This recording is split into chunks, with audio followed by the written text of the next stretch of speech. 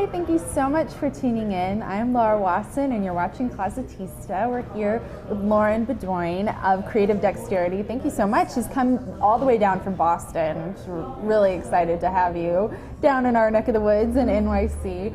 I do want to remind you, if you have a question for Lauren, you can tweet us at Closetista TV. We'll be checking throughout the broadcast, and we'll be back at 3:30 with Hair and Heart. Really awesome leather goods company, so stick around. The first pieces I do want to talk about are the music ring, which is $80, and the music earring studs, which are $70. And you might notice these are made of computer keys, and specifically Apple computer keys. Super cool. Tell us about how you started using the keys and these pieces in particular, which are exclusive to Closetista. We're super excited about for something this fun. But yeah, how did you start using computer keys? Well, after college, I couldn't really find a job that within my field, so I relied on doing data entry work and relied on the computer, and as much as it was paying the bills, I felt like it was just a repetitive process that I wasn't really fond of, and it was restricting my creative process. So after once I did get my studio, I liked that concept of using the keyboard and hitting certain keys like escape. That would be a quirky reminder for the wearer or for me to use it and make a ring out of it or a piece of jewelry out of it and press it knowing that I could escape reality at any time I wanted to. Cool, yeah. And yeah, the idea sort of went from there, and it had a great response, and I just decided to keep using the computer keys and recycling them as well into my pieces. Well, it's, obviously we live in such a connected society that we really, who doesn't want to be able to just press the escape button and disappear or turn up the volume when you're trying to drown out somebody annoying. Do you have a favorite key by chance, or one that you particularly like to work with? I like the escape key or the delete key, I'd say, are my two favorite keys. Very nice, very nice. And how do you source them? Because they're all kind of old keys, right? Most of them come from the MacBook. And it's funny now that we're such a technology age that some of the keys are coming obsolete because everything's so touchscreen now. So interesting. So when I do shows, a lot of people comment on them, or they even refer them to the typewriter keys too, or Scrabble keys. But now using them, get them from people who are donating to me, or just finding them and also going to local companies to see if they will sell me like the old top cases that they don't use anymore. Right. That's really great. And you kind of house them in these great little sterling silver cases. So, I mean, it's a great value. I know that the price of silver is astronomical right now. It's crazy. So to have a really nice little recycled piece and this beautiful container for it is just, it's such a smart idea, which I think is really nice. How did you start working with sterling, and why do you like it for any particular reasons? Well, I got started making jewelry when I was little, doing a lot of beading work, and then my mother actually signed me up for a jewelry class at a local craft center, thinking that I would start doing more beading work. They handed me some copper and silver and said, this is what we're going to use for material, and this is it. Yeah, basically. And I was like, what can I construct from this sheet of metal?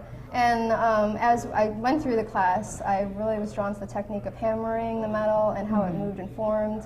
And I just like sterling silver in general because it's so, I don't know, just the quality of it and the color of it is just, I'm drawn to it more than other metals. And it's so bright, which is nice. It's got a really nice clarity to it. And you do work with sterling silver just by itself too. It's not always the computer keys, although that's definitely, I think, kind of the signature. But like this beautiful double circle necklace is $80, and it's so pretty. Nice little pendant, beautiful chain, gorgeous and simple. And you're wearing something very similar to that now. Where did the ideas for these circular pieces come from? I'm really drawn to geometric shapes and forms. I always have been. I'm more of like a tight type of precision person rather than being loose. I don't know why. I'm just drawn to like architecture and geometric shapes, and so most of that came from what I was looking at and turned that into jewelry. Right. And these also are kind of a good example of that as well. The absolute cycle earrings, which are 70, and they're really, really pretty. Do you have a science background? No, I have to ask. But I am like, I'm more You're drawn to that. I would say more of a nerd than a geek, because I love reading about science and looking at certain forms in nature and stuff like that, but nope, no science. No science. Well, I mean, you'd never know, because clearly you have kind of a scientific mind in your jewelry design, which is really great. How do you see the line changing or expanding? Because you do kind of do a number of different things. There's the computer keys and then these very linear circular pieces. How do you see the line growing? I'd like to, computer keys, I'd like to do more bracelets. I haven't done a lot of bracelets with the computer keys. Maybe expanding on more command type functions for the computer keys. For the geometric shapes, probably more larger scale type stuff. Most of mine are small and simple, but I'd like to evolve them into like bigger pieces. Bigger pieces. Yeah. That's awesome. What do you think is the biggest challenge of being a jewelry designer in the 21st century? Right now, I would say always keeping your mind busy and being creative and coming up with new stuff. And also, I've been doing a lot more craft shows this year, and it's a big competitive business. I'm sure but it is. Just keeping yourself grounded and finding new ways to keep yourself busy, but also liking your process as well. No, that's a good point. I think liking the process and not getting bored with it. Continuing to enjoy it. That's a really good point. And, you know, I think it would be easy to kind of get bored. But I think, again, you do so many different kinds of pieces that you wouldn't really I think get that's bored. what keeps me sane. If I get bored with one thing, I start another thing. Yeah. Well, you did mention, and I have to ask, that computer keys are sort of becoming obsolete, which is something I hadn't really thought of, because it seems such a part of everyday life. You know, you have your computer, you type, but we're moving to a society where it is all touch screen. Do you think these will be phased out in 5-10 years, and then it'll be kind of a relic, or? I hope not.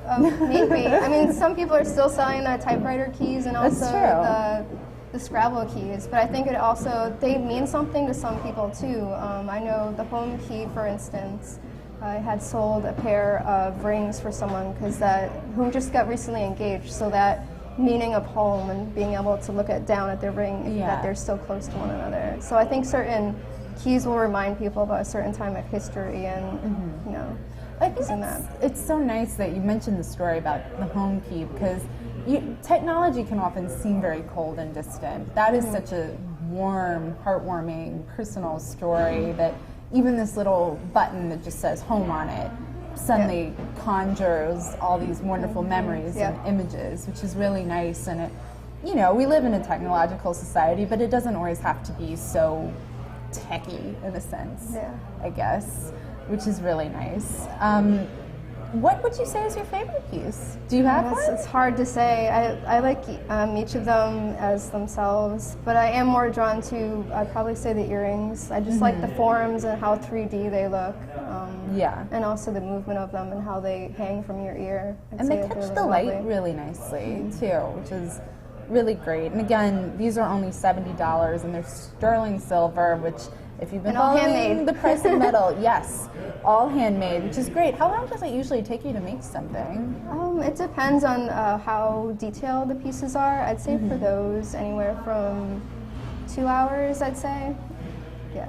That's interesting. And because you see something like this, and it looks so intricate. I was thinking maybe like 2 days, but oh no, I mean 2 hours is once you get the manageable. process down. I'm sure, like the computer keys would take a little bit longer because there's just the process is different. For the computer key pieces, do you actually form the silver around them? Okay. Yeah, take the computer key and use the silver. It's softer. And then wrap it around, almost like a frame around the key. And then I use a technique called soldering, which is using the flame and fusing the metal together. So I'm basically just making a frame for the computer. That's interesting. And they are securely and they really have a back in on there. it They and won't everything. pop out or anything. You're not going to be able to use this for your keyboard that's missing an S key or anything like that. And that's the thing that's different. I've seen other people using the computer keys, and mostly they're just glued to a piece of something. But mine are just securely in there in the sterling silver. Well, I think that's so great too, is that everything is handmade, and you can really see the quality is just gorgeous. I mean, edges are even, piece solidly in there. Again, sterling silver, crazy metal prices right now, so it's great value. And it's something that, even though it feels very current now, at some point in the future, this is going to be an heirloom, and some child won't know about escape keys because they will have never used one, which is crazy to think about. But we live in such a fast-paced society. It's nice to kind of slow down and combine the idea of handmade with something that is so technological. I think it's very clever. Thanks. But we're so happy you could stop by. Thank you so much for coming. Thanks for having me. And thank you again for presenting all these beautiful pieces. We'll be back in about an hour with Hair and Heart, and we will see you very soon. Thanks so much. Bye.